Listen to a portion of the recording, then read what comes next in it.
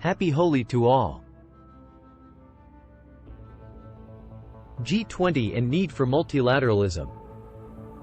India's G20 presidency places multilateral reform as one of its top presidential priorities, as India stated that its agenda would be inclusive, ambitious, action-oriented, and decisive. 1. India also said that its primary objectives are to build global consensus over critical development and security issues and deliver global goods. What is the need for multilateralism? Due to persistent deadlocks, multilateralism has lost the majority's trust. Multilateralism is facing a utility crisis, where powerful member states think it is no longer useful for them. Moreover, increasing great power tensions, deglobalization, populist nationalism, the pandemic, and climate emergencies added to the hardships.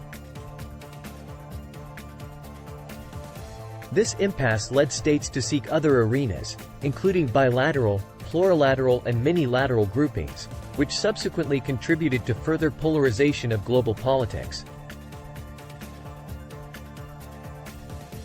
However, cooperation and multilateral reform is the need of the hour. Most of the challenges nations face today are global in nature and require global solutions. Pressing global issues such as conflicts, climate change, migration, macroeconomic instability, and cybersecurity can indeed only be solved collectively. Furthermore, disruptions such as the COVID-19 pandemic have reversed the social and economic progress that global society made in the past couple of decades.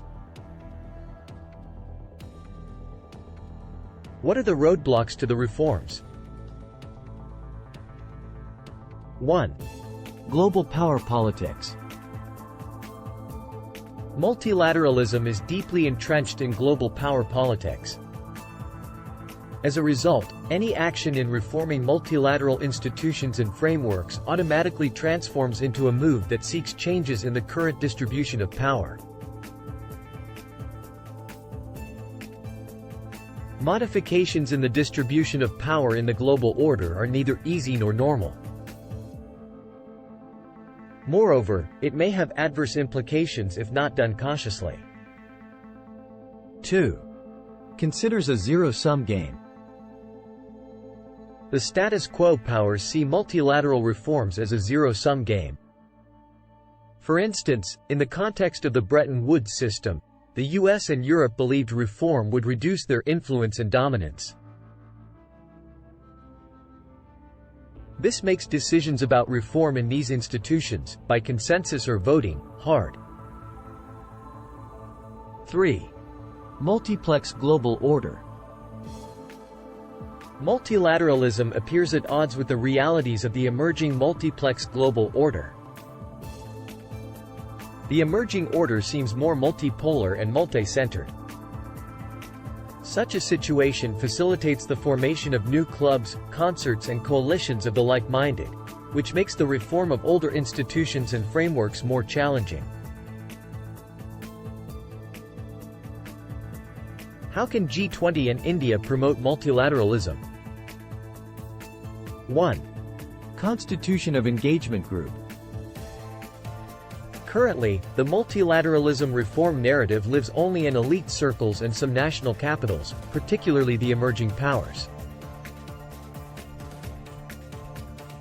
Therefore, the G20 should first focus on setting proper narratives of multilateral reform. G20 of May constitute an engagement group dedicated to bringing the narrative to the forefront of global discourse. India should also urge the upcoming chairs of the grouping, Brazil and South Africa, to place multilateral reforms as their presidential priorities. Since both have global high-table ambitions, it would be an easier task for India. 2. Encouraging minilateral groupings. While supporting multilateral cooperation, G20 should continue encouraging minilateral groupings as a new form of multilateralism. Creating networks of issue-based minilateralism, particularly in areas related to the governance of the global commons, will be helpful in preventing competitive coalitions where other actors play the same game to their advantage, leading to a more fragmented world order.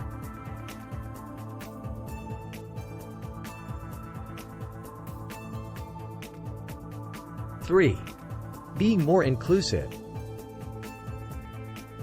The group needs to be more inclusive without sacrificing efficiency. For example, including the African Union as a permanent member and the UN Secretary-General and General Assembly President as permanent invitees would be helpful to enhance its legitimacy.